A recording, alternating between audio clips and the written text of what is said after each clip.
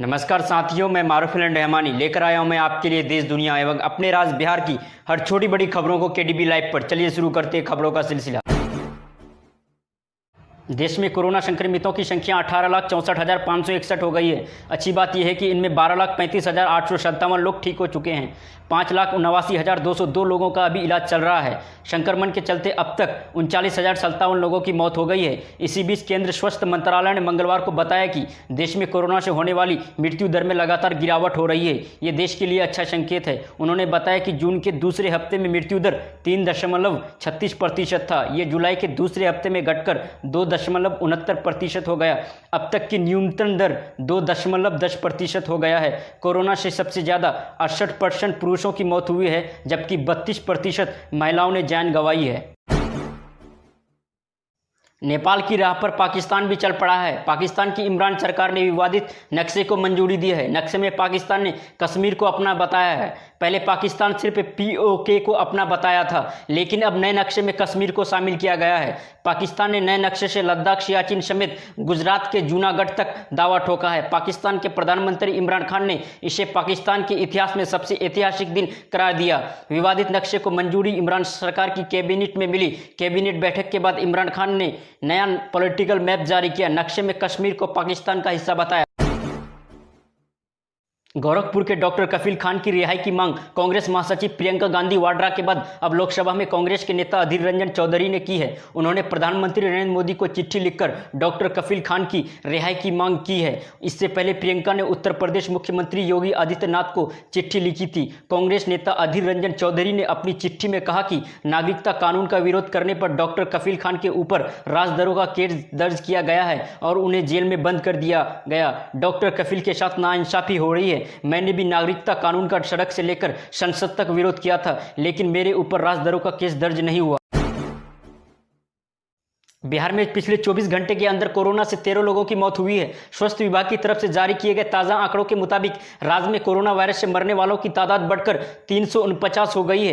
पिछले 24 घंटे के अंदर राज्य में कुल 2,252 मरीज ठीक हुए हैं और टेस्टिंग का आंकड़ा भी 38,000 के ऊपर चला गया है। पिछले 24 घंटे के अंदर बिहार में कुल 38,215 टेस्ट सैंपल की जाँच की गई है। इसके साथ राज्य में जाँच का कुल आंकड़ा 6,87,154 जा पहुँचा है। बिहार में अब तक 40,760 मरीज कोरोना से ठीक हो चुके हैं। रिकवरी रेशियो 65.71% है, जबकि अभी भी 20,921 एक्टिव केस मौजूद है। कोरोना संक्रमण के बीच बिहार में विधानसभा चुनाव समय पर होंगे या नहीं, ये एक बड़ा सवाल बना हुआ है। चुनाव आयोग बिहार में विधानसभा चुनाव कराने के लिए हर पल तैयारी में जुटा हुआ है। संक्रमण काल के बीच चुनाव कैसे सुरक्षित तरीके से कराया जाए, इसके लिए कई स्तरों पर कवायद की जा रही है, लेकिन अब तक विधानसभा चुनाव को लेकर राजनीतिक दलों के बीच आम सहमति नहीं बन पाई है। अब चुनाव आयोग ने एक बार फिर से तमाम राजनीतिक दलों से सुझाव मांगा है। चुनाव आयोग ने 11 अगस्त तक सभी राजनीतिक दलों को चुनाव प्रचार और रैलियों को लेकर सुझाव देने को कहा है। दुनिया में कोरोना वायरस के संक्रमण से अब तक 1,84,80,646 मामले सामने आ चुके हैं। इनमें से 1,17,06,439 मरीज ठीक हो चुके हैं। 6,98,257 की मौत हो चुकी है। स्थानीय मीडिया के मुताबिक ईरान में हर 7 मिनट में एक व्यक्ति कोरोना से जान गंवा रहा है। देश में 215 नए मौतें हुई है। मीडिया ने सोशल डिस्टेंसिंग जैसे नियमों का पालन नहीं करने को लेकर चेतावनी भी जारी की है। देश में अब तक 17,000 से ज़्यादा मौतें हो चुकी है। वहीं 3 लाख से ज्यादा संक्रमित है। राष्ट्रपति डोनाल्ड ट्रंप ने सोमवार रात इंटरव्यू में कहा कि अमेरिका में कोरोना वायरस नियंत्रण में है। उन्होंने दावा किया कि यूरोप और अन्य देशों की तुलना में स्थिति बेहतर है। यहां एक हफ्ते में संक्रमण के मामले में कमी आई है। स्वास्थ्य मंत्रालय ने मंगलवार को प्रेस कॉन्फ्रेंस में बताया कि देश में 24 घंटे में 6 लाख से ज़्यादा कोरोना टेस्ट हुए। स्वास्थ्य मंत्रालय के सेक्रेटरी राजेश भूषण ने बताया कि देश में अब तक 2 करोड़ से ज़्यादा लोगों की जांच हो चुकी है। ठीक होने वाले मरीजों की संख्या अब एक्टिव केस से दोगुनी हो गई है। पहले लॉकडाउन के बाद से मृत्यु दर सबसे कम है। मृत्यु दर अब 2.10% हो गई है। मृत्यु दर में काफ़ी गिरावट देखी गई है। ये लगातार जारी है, जो एक अच्छा संकेत है। अमेरिका के ह्यूस्टन में भारतीय मूल की रिसर्चर शर्मिष्ठा सेन की हत्या कर दी गई। पुलिस ने एक संदिग्ध को गिरफ्तार किया है, उससे पूछताछ की जा रही है। पुलिस के मुताबिक शर्मिष्ठा सेन की हत्या 1 अगस्त को उस वक्त की गई जब वो अपने प्लेनो एरिया में घर से कुछ दूर चिसहोम पार्क में जॉगिंग पर गई थी। सेन एक फार्मा कंपनी में रिसर्चर थी। लोकल इंडियन कम्युनिटी में उनकी पहचान एक डांसर और सिंगर के तौर पर भी थी।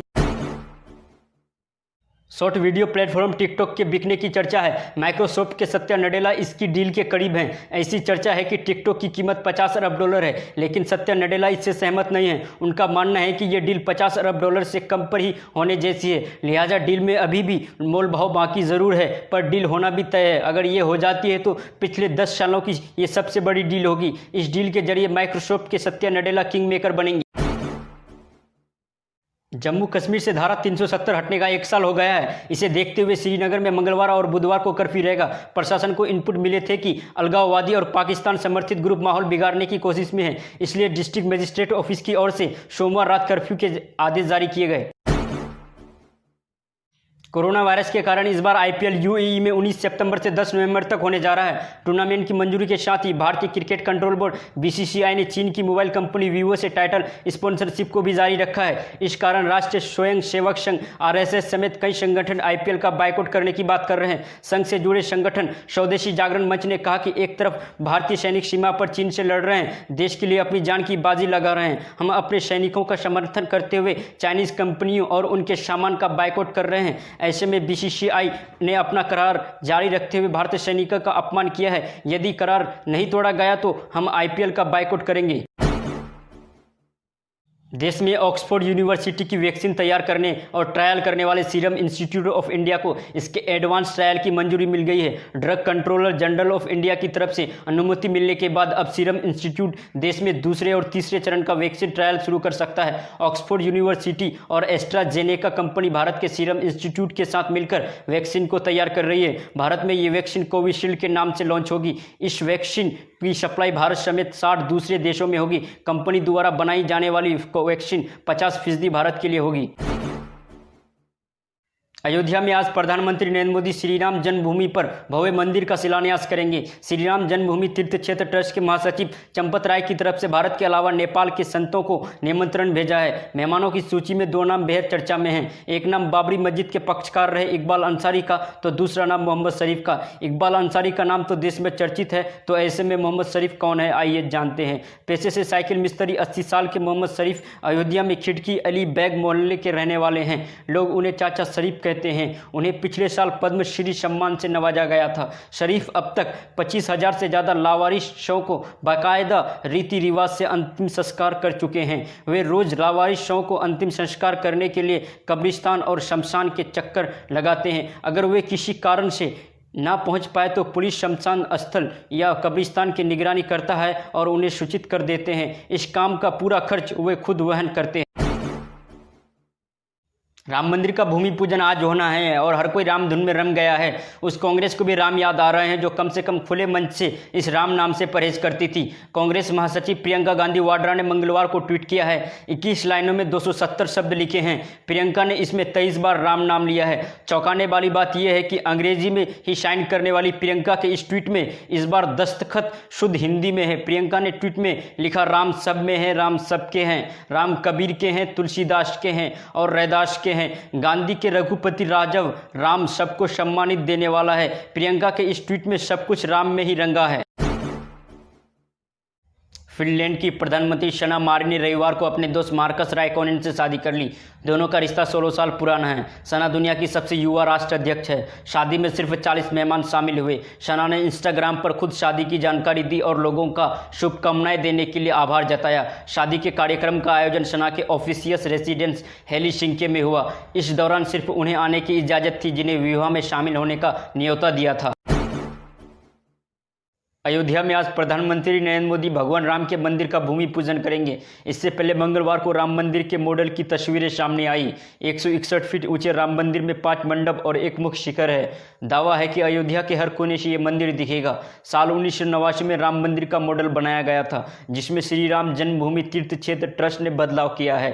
ये मंदिर 3.5 साल में बनकर तैयार होगा। राम मंदिर का नक्शा तैयार करने वाले चीफ आर्किटेक्ट सोमपुरा के बेटे निखिल सोमपुरा ने बताया कि मंदिर के 70 एकड़ जमीन होगी, लेकिन मंदिर 3 एकड़ में ही बनेगा। बाकी 65 एकड़ की जमीन पर मंदिर का परिसर विस्तार किया जाएगा।